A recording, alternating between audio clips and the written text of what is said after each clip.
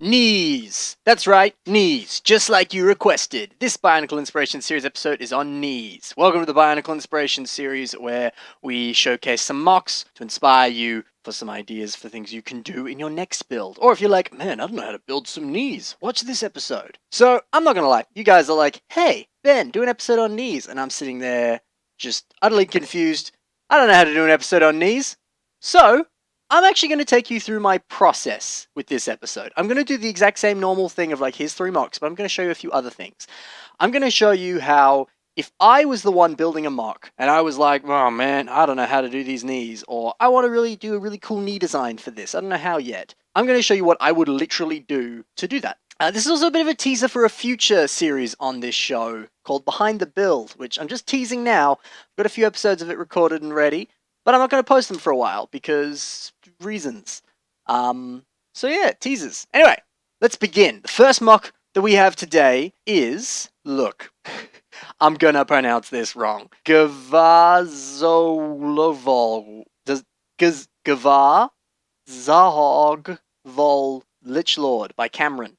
Looking at the knee design, it's a very traditional leg build in terms of simply having a lower leg that then transitions into an upper leg. You can even sort of see, looking at it lower down, how it kind of just naturally connects and naturally flows up. But he's kind of bulked out the area where the knee would naturally be and then added some little highlight points. And I think that's really clever, kind of reassessing how a build looks and going, actually, maybe I could add something. And then literally you could kind of almost bulk around it or find some interesting connection points and go from there. And so literally all he's done is sort of added a few things on so that it can have this sort of like pointed claw coming out of the knee, which is really cool because it's a way to really accent that area.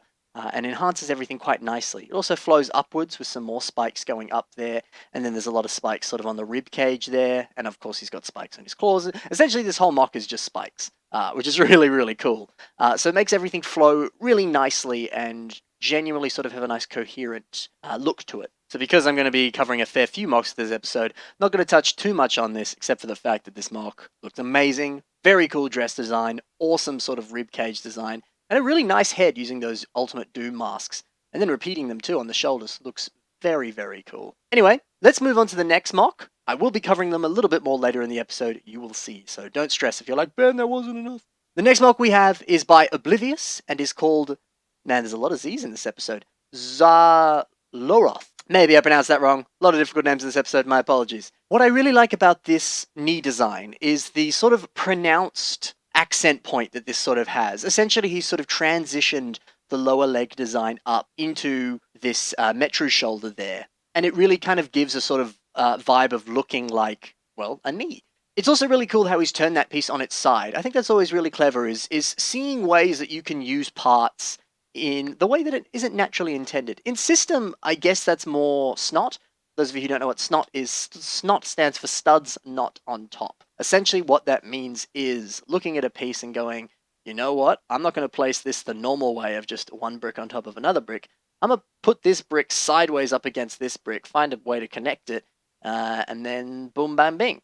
And that's a really cool way with system to sort of achieve like a really cool brick texture, or to have something jutting out the side of a mock, or all sorts of cool things like that. It allows for a more complex building style. I wouldn't really call this snot because there's no studs involved, and it's a little bit different to snot, but it's cool how he's used that Nuva shoulder in a very different way, and it almost looks like an entirely different piece there, simply because he has placed it essentially kind of upside down and shoved it in there, so that looks fantastic. Also really cool how a lot of the textures and shape on that piece specifically flows with a lot of the other textures and overall patterns on the other parts of the mock. It doesn't look out of place, it flows very well and looks fantastic. Also really cool wings on this mock, using some sail pieces from, I believe, Lord of the Rings sets. Very, very smart, looks awesome, very menacing, great job. So yeah, I think that's cool, is to just kind of, play around with parts, see if you can invert them, find new ways to use them, explore in that regard. And essentially that, having a leg design that you already have, and then shoving something on top of that to have a really sort of pronounced knee, to really accent it and really bring it forward. The next mock we have is by Ben, otherwise known as Cronus Omega, and is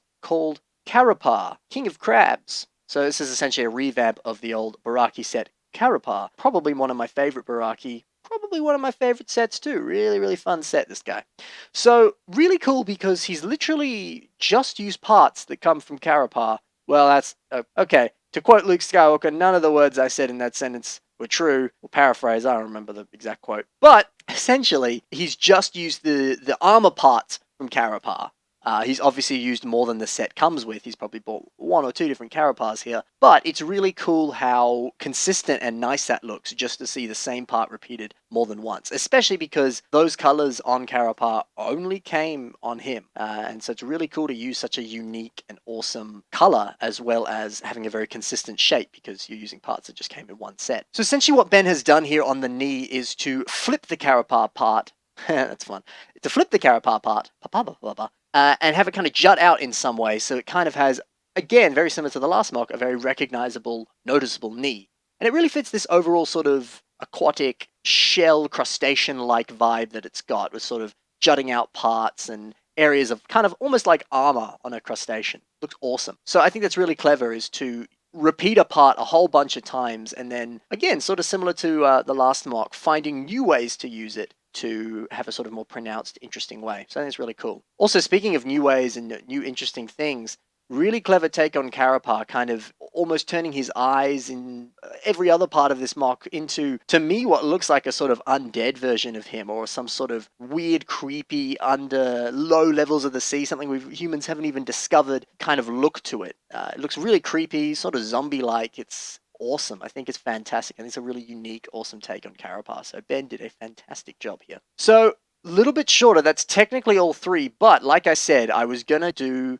this a little differently. So essentially, when I'm building something and I struggle on a specific part, or I really want to do a little bit of something special. So for example, say I'm building a mock and I go, I want to make a really cool knee design on this.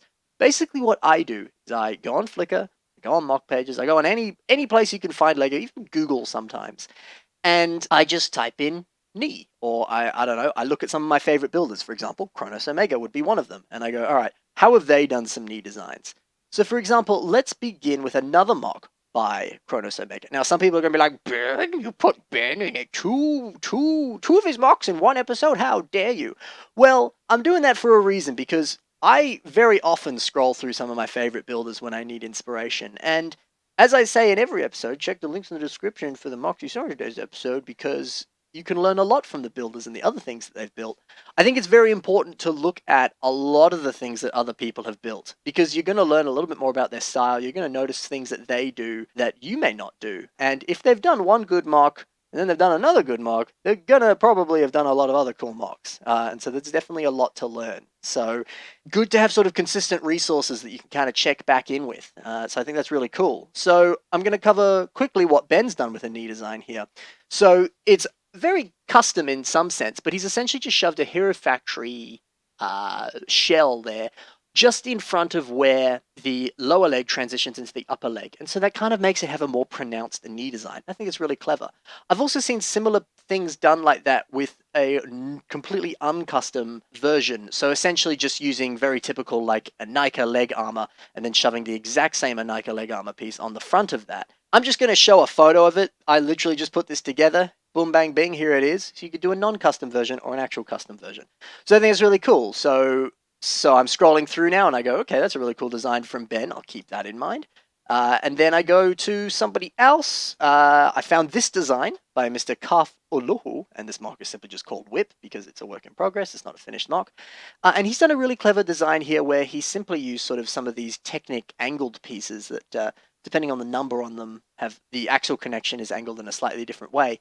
So there's absolutely no posability on the knee, but you get a very lifelike and cool, realistic look to a knee bend there. And then sort of adding that little jolt out of the knee there looks really cool and really natural and has a really pronounced, nice looking knee. So that's another really cool idea. Does my mock need to have posability like the last few mocks we've seen on the knee? Or do I want it to be a statue? So I could do that. That's another very clever idea. So from there, I save those two photos, I put them in a folder, and I go, okay, I'm going to come back to that. And then I keep looking. What else can I learn? So I go to this mock by ShadowGear6335 called Titan. He's done a really cool knee design here using some of these ratchet joints that came from some Exoforce sets and a whole bunch of other Technic sets. There's been some in Lego Batman sets. They're all over the place. He's also done that up there with the arm design too, which is really cool. You can see he's used a ratchet joint there. And obviously because this is a Titan build, heck, he's even used a ratchet joint on the torso. It's everywhere on this mock. So that's really cool because you're able to kind of possibly repeat that elsewhere. So you may go, hey, what a cool way to have some consistency and some nice flow throughout this mock. You know, if I'm going to use it on the knee, maybe I can use it on other parts of the mock. And you could look in your collection and be like, dude, I have like 20 of these ratchet pieces. I should probably do this design. So again, save this into a folder, come back to it later. And then I go, you know what? 3 mocks is fine. Maybe I can do more. But you know what? I've also got those other 3 mocks from before. So now I've got 6 different designs. Heck, let's find another one. So I found this mock by Mr. Aaron Williams, and it's called Blizzard Peak. So this is a very system-based mock with very little bit of Bionicle in there, but he's done a really cool thing where he's used a system part there, simply putting it on the outside of the lower leg and transitioning it up, and then that way he's just obviously done the very simple lower leg onto upper leg, but had that sort of in front of it to sort of cover up that joint there, which makes a really cool kind of like knee pad design. Also, it uses system, and that makes me go, well, hey, does my mock need to be very, very hardcore Bionicle? Can I have it be maybe more primarily system? You know, with Construction not having so many readily available sets these days, a lot of Bionicle mockers are transitioning into more system-heavy mocks. It's just the way the build style is going. So maybe using a bit more system in a mock and doing something similar to this might be the way to go. So heck, now I've got 7 images that I've saved into my little folder, and I just start scrolling through and I go, you know what? I think I'm going to pick this design. And I go with whichever design I want. You know, for example, maybe I pick the Shadow Gear design because I go, hey, you know, I have a bunch of these ratchet joints. I can continue that up later into the other parts of the mock. Let's go with that. And then I get those ratchet joints, and then I build around the ratchet joint, you know. Say I haven't actually started the mock yet. I may take the ratchet joint and go, okay, this is going to be the knee, so let's transition down and build into the lower parts. So I look at that ratchet joint and go, okay, so this has 3 holes in it here. It's also got a hole in the actual middle bit here where the actual ratchet part is. Maybe I can some way link those bits up. Maybe I'll put a few lift arms on the side. Then I've got a few more connection points. Maybe I want this, you know, mask or something to go on the bottom here, or this, you know, Hero Factory shell to go on the front to kind of be like the whole bulk armor of the foot, all that sort of stuff. And then I essentially just kind of build off of there and let that evolve and flow in itself. You know, there's no set manner from that. I don't know. I'm just sort of playing with it. You know, like a lot of building Lego, in my opinion, is a lot of trial and error. It is just, you know, all right, maybe this will work. Oh, no, it doesn't. All right, I'll try this, and you just keep going. And if you're really set on like, I really want to use this piece, you keep finding a way until you can get it. You know. So that's essentially what I would do if I was stuck on something. I would look online for some inspiration, different photos, and kind of go, oh, okay, maybe I want to try that. And some people might argue, like, well, you're just blatantly stealing from them. And it's like, well, no, I'm adapting what they've done and turning it into my own thing. You know, a lot of artists in the real world who paint or who draw or who write music can take little small aspects of something and then flip it on its head, turn it around, and then add it into their thing. And sure, you might kind of realize where that's from, but they've got a whole new take on it, and it looks fantastic. And for example, like I was saying with using Titan's knee concept, I'm not actually blatantly stealing the design. I'm just adapting the fact that he's used one piece. So depending on how you do it, obviously you can be a little more inspired by them and do more of their design, or you could literally just take one very small aspect and apply it to your own thing. So there you go. That would be what I would do. So hopefully, because I've actually shown you 7 mocks in this episode, hopefully you may be able to adapt some of your building process from some of the tips that I just shared there. Hopefully that's very helpful. So that's it for this episode, guys and gals. Hopefully you had a great time. Thank you very much for watching. Again, like I said earlier, check the links in the description for all 7 mocks. 7, well, for all 7 mocks that you've seen in today's episode. Be sure to check out some of the other stuff they've done, because again, like I said, you can learn heaps from some of these fantastic builders. Also in the links in the description are some links to my social media. In there you can find various ways to message me or comment on stuff, and you can say, hey Ben, I like the Bionicle Inspiration series, or I don't like it, you suck. And you can say, hey, I want to see this theme, or I would like you to put this mock on the episode, whether it's your own or your friends. Suggest a way, and I'll do it. And let me know if you got inspired by this episode and you made something cool as a result. I'd love to see what you're working on. I'd love to see and hear whether or not you did indeed get inspired, and let me know if this helped with your building process or not. Otherwise, that's about it, guys. Thank you very much for watching. Longer episode, maybe. Whatever. Have a fantastic day. Happy building. See you guys.